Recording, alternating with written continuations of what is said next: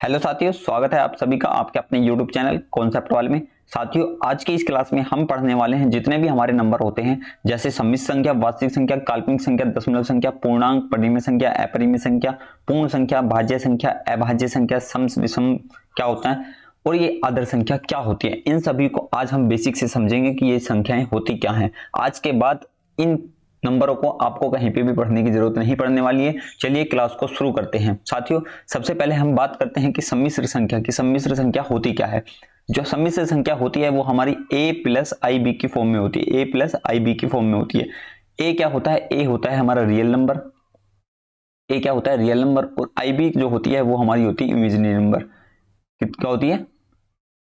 Imaginary number. ठीक है। इसका मतलब क्या हुआ? इसका मतलब ये हुआ कि वास्तविक संख्या यानी रियल नंबर और इमेजिनरी संख्या मतलब काल्पनिक नंबर का योग जो होता है वो सम्मिश्र संख्या कहलाता है। ठीक है। वास्तविक संख्या और काल्पनिक संख्या का योग ही क्या कहलाता है? हमारा सम्मिश्र संख्या कहलाता है। अब देखते हैं वास्तविक संख्या क्या होती है और काल्पनिक संख्या क्या होती है। सबसे पहले हम बात करते हैं काल्पनिक संख्या की। जैसा कि अभी आपने देखा कि आई बी की जो फॉर्म होती है वो क्या होती है? काल्पनिक नंबर होती है। अगर मैं बात कहूं तो काल्पनिक नंबर वो नंबर होते हैं जिनका अपना कोई भी मान नहीं होता है।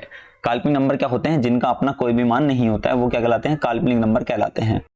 अब बात करते हैं कि आई बी यानी आई इसमें जो आ रहा है वो क्या होता है। आई क्या होता है हमारा, उस पर बात करते हैं। तो आई जो होता है, आई स्क्वायर की वैल्यू जो होती है हमारी वो होती है आई स्क्वायर बराबर होता है माइनस का 1। ये तो आई की वैल्यू क्या निकल के आती है? आई इजगल टू होता है हमारा क्या? आई इजगल टू होता है अंडर रूट में माइनस का 1। अंडर रूट में माइनस का 1 जो आई होता है इसको बोला जाता है आयोटा। इसको क्या बोला जाता है? आयोटा। इसको बोला जाता है आयोटा। और इसकी वैल्यू होती है आई बराबर अंडर रूट में -1। ठीक है। या हम इसको बोल सकते हैं आई स्क्वायर बराबर होता है -1। आई स्क्वायर बराबर क्या होता है? -1 होता है।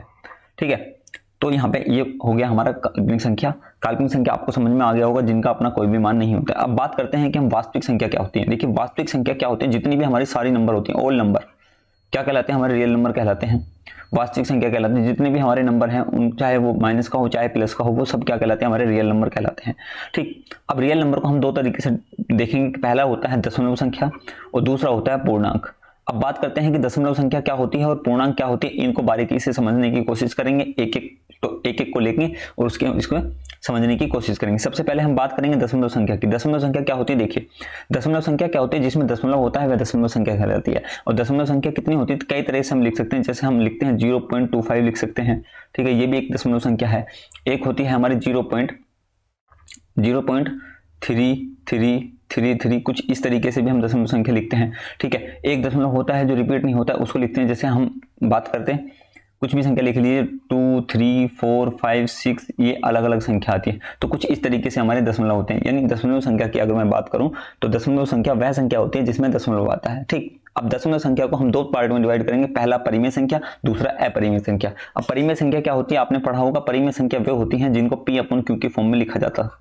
परिमेय संख्या की बात करूं तो परिमेय संख्या क्या कहलाती है? परिमेय संख्या कहलाती है जिसको p अपॉन q की फॉर्म में हम लिख सकते हैं, जहां पे q नॉट इक्वल टू 0 होता है। जहां पे q नॉट इक्वल टू 0 होता है यानी q कभी भी 0 नहीं होगा।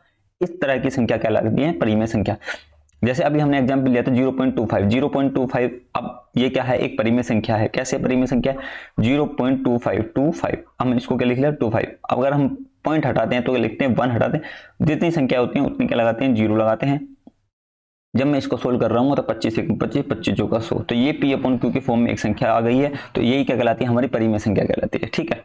अब बात करते हैं अपरिमेय संख्या की। अपरिमेय संख्या क्या कहलाती है? अपरिमेय संख्या कहलाती है जिसको p अपॉन q की फॉर्म में नहीं लिख सकते। जिसको p अपॉन q की फॉर्म में नहीं लिख सकते। जैसे हमारा √2 होता है। √2 कितना? √2 का मान कितना होता है? √2 का मान होता है √2 का मान कितना होता है? 1.4142 अनंत तक इसका मान निकलता चला जाता है। एग्जैक्ट इसका मान नहीं निकलता, यानी इसको हम p अपॉन q की फॉर्म में नहीं लिख सकते। ठीक है। अब बात करते हैं कि परिमेय संख्या को हम कितने तरीके से लिख सकते हैं। परिमेय संख्या दो तरह की होती है। एक होती है शांत दशमलव संख्या, दूसरी होती है अशांत दशमलव संख्या।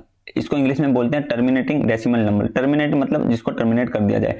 जैसे हमारे पास ये है 0.25, इसके बाद में 0 लिख सकता हूँ, बिल्कुल लिख सकता हूँ। 0 0 0 0 लिख दिया। ठीक है। अब इस 0 को मैं हटा भी सकता हूँ, इनको क्या कर सकता हूँ? टर्मिनेट भी कर सकता हूँ।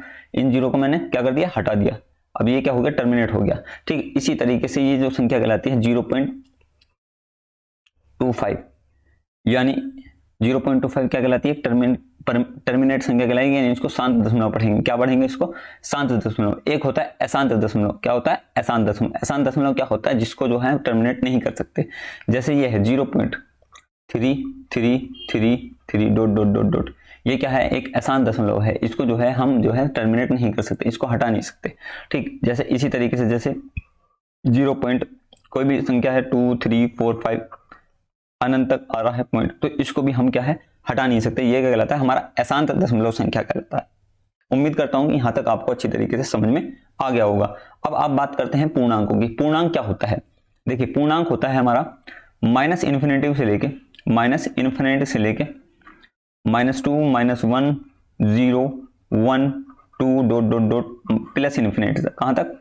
प्लस इन्फिनिटी तक। ये क्या कहलाता है? हमारा पूर्णांक संख्या है। जितनी भी संख्याएं होती हैं वो पूर्णांक संख्या कहलाती है। माइनस इन्फिनिटी से लेके प्लस इन्फिनिटी तक क्या कहलाती है? पूर्णांक संख्या। पूर्णांक संख्या को हम दो तरीके से डिवाइड करेंगे। पहला धनात्मक पूर्णांक। धनात्मक पूर्णांक मैंने अभी आपको बताया क्या होता है। एक से स्टार्ट करेंगे 1 2 3 डॉट डॉट डॉट डॉट कहां तक? इनफाइनाइट तक। यानी +1 से लेके प्लस इन्फिनिटी तक क्या कहलाता है? धनात्मक पूर्णांक कहलाता है। और माइनस ऋणात्मक पूर्णांक क्या कहलाता है? ऋणात्मक पूर्णांक होता है माइनस इन्फिनिटी से लेके डॉट डॉट डॉट, या तो माइनस इन्फिनिटी से कर लीजिए या -1 से कर लीजिए, बात एक ही है। यानी -1 -2 -3 डॉट डॉट कहां तक? माइनस इन्फिनिटी तक। ये कहलाता है हमारा ऋणात्मक पूर्णांक। ठीक, अब बात करते हैं हम, क्योंकि ऋणात्मक पे हम सवाल कम ही करते हैं, इसलिए हम बात करते हैं धनात्मक पूर्णांक की, कि धनात्मक पूर्णांक से सवाल किस तरीके से। धनात्मक पूर्णांक को हम दो तरीके से डिवाइड करेंगे। पहला होता है भाज्य संख्या, दूसरा होता है अभाज्य संख्या। अब बात करते हैं अभाज्य संख्या क्या होती है और भाज्य संख्या क्या होती है। अभाज्य संख्या वो होती है जिनके केवल और केवल कितने गुणनखंड होते हैं? केवल और केवल 2 गुणनखंड होते हैं। कितने गुणनखंड होते हैं? केवल 2 गुणनखंड होते हैं। वो कहलाती है हमारी अभाज्य संख्या। ठीक है, वो 2 गुणनखंड कौन से होते हैं? एक तो वह संख्या खुद होती है और एक 1 होता है। वो 2 गुणनखंड होते हैं, ये एक तो 1 और वह स्वयं संख्या। तो ऐसी संख्या कहलाती है अभाज्य संख्या। जैसे अगर हम एग्जाम्पल की बात करें तो 2 3 5 7 डॉट डॉट डॉट इनफाइनाइट तक। ठीक है, इस तरीके से जो संख्या होती है वो कहलाती है हमारी अभाज्य संख्या। अभाज्य संख्या सबसे छोटी अभाज्य संख्या कितनी है? 2। 2 जो है हमारी एकमात्र सम अभाज्य संख्या होती है। ये याद रखना है आपको। 2 जो है हमारी क्या है? एकमात्र सम अभाज्य संख्या है। सबसे छोटी विषम अभाज्य संख्या क्या है? हमारी 3 है। सबसे छोटी विषम अभाज्य संख्या कौन सी है? 3 है।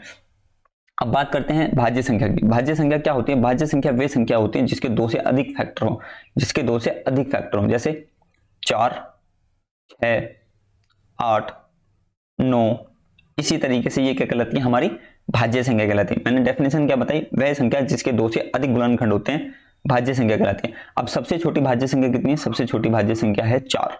ठीक है, सबसे छोटी भाज्य संख्या क्या है? 4। सबसे छोटी विषम भाज्य संख्या कौन सी है? सबसे छोटी विषम भाज्य संख्या है 9। ठीक, सबसे छोटी विषम भाज्य संख्या कौन सी है? 9। ठीक, ये आपको पता होना चाहिए। अब बात करते हैं कि एक तो कहीं पे भी नहीं आया। एक क्या है? देखिए, ना तो एक यहाँ है ना एक यहाँ है, तो एक का केवल और केवल एक गुणनखंड है, वो भी 1। तो एक न तो भाज्य है और ना ही अभाज्य है। क्यों नहीं है? क्योंकि अभाज्य की डेफिनेशन हमने पढ़ी कि जिसके केवल 2 गुणनखंड हो। भाज्य की डेफिनेशन पढ़ी हमने जिसके 2 से अधिक गुणनखंड हो। तो एक का तो एक ही गुणनखंड है, तो इसका मतलब ये हुआ कि एक जो है ना तो अभाज्य है ना ही भाज्य है। ठीक, ये तो क्लियर हुआ। अब बात करते हैं और आगे चलते हैं। देखिए, धनात्मक पूर्णांक को हमने फिर से डिवाइड कर दिया है। धनात्मक पूर्णांक अभी हमने पढ़ा क्या होता है? +1 से लेकर 1 2 3 डॉट डॉट डॉट कहां तक? इनफाइनाइट तक। इसको हमने एक बार और तोड़ लिया है किसमें? सम और विषम में। सम और विषम में सम संख्या क्या होती है? सम संख्या वो होती है जो 2 से डिवाइड हो जाए। जैसे 2 4 6 8, इसी तरीके से। ठीक है, ये होती है हमारी सम संख्या। अब बात करते हैं विषम संख्या की। विषम संख्या क्या होती है? विषम संख्या होती है जो 2 से डिवाइड ना हो। जैसे 1 3 5 7, ये होती है हमारी विषम संख्या। ठीक है, अब बात करते हैं कि इसमें अंतर कितने का? अंतर 2 का, 2 कम करेंगे 6 आ गया। फिर 6 में से 2 कम करेंगे कितना आ गया? 4। 4 में से 2 कम करेंगे 6, 2 आ गया। 2 में से 2 कम करेंगे आ गया 0। तो 0 क्या है? 0 एक सम संख्या है। ये बात भी आपको पता होनी चाहिए। 0 क्या है? एक सम संख्या है। ठीक है, अब बात करते हैं कि पूर्ण संख्या क्या होती है। पूर्ण संख्याएं वो संख्याएं होती हैं अगर हम जो हमारी धनात्मक पूर्णांक थे जिनको हम प्राकृतिक संख्या बोलते हैं। धनात्मक पूर्णांकों को क्या बोलते हैं? प्राकृतिक संख्या। इसमें अगर हम 1 को भी शामिल कर लिए, अगर हम इसमें 0 को शामिल कर लिया जाए तो धनात्मक पूर्णांक हमारा 1 2 3 dot dot dot dot infinite तक होता था, इसी को हम प्राकृतिक संख्या बोलते थे। इसमें अगर हम जीरो को भी शामिल कर लें तो ये हमारी क्या बन जाती है, पूर्ण संख्या कहलाती है, होल नंबर कहलाती है। ठीक है, पूर्ण संख्या आपको समझ में आ गया, पूर्ण संख्या जीरो से स्टार्ट होती है। ठीक, अब बात करते हैं आदर्श संख्या। आदर्श संख्या क्या होती है? आदर्श संख्या वह संख्या होती है जिसके गुणनखंडों का योग वह स्वयं संख्या आ जाए और संख्या को छोड़कर। जैसे मैं एग्जांपल के तौर पे समझाता हूं आपको। जैसे एक हमने एग्जांपल लिया 6 के हमने सबसे पहले फैक्टर करे। फैक्टर होते हैं 6 के 1 2 3 और 6, ये हो गए फैक्टर। इन फैक्टरों में जो संख्या है उसको तो छोड़ दो, उसको तो छोड़ दो, जो बाकी फैक्टर बचे उनका योग अगर संख्या आ गई, उनका योग अगर संख्या आ जाता है तो वही हमारा क्या कहलाता है, आदर्श संख्या कहलाता है।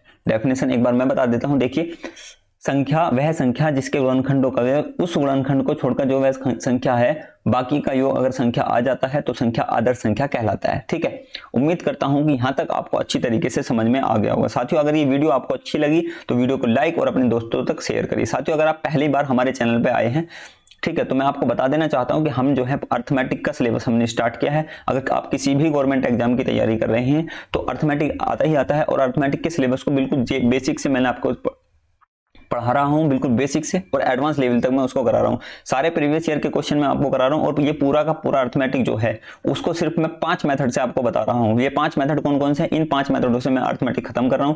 पहला मेथड है हमारा बेसिक मेथड। बेसिक में हम इन चैप्टर को सोल्व कर लिया है। उसके बाद हम अब एलसीएम पे आ गए हैं। एलसीएम मेथड से हम इन चैप्टर को खत्म कर रहे हैं। उसके बाद हम पढ़ेंगे रेशो मेथड। रेशो से हम ये सारे के सारे चैप्टर रेशो से खत्म करेंगे।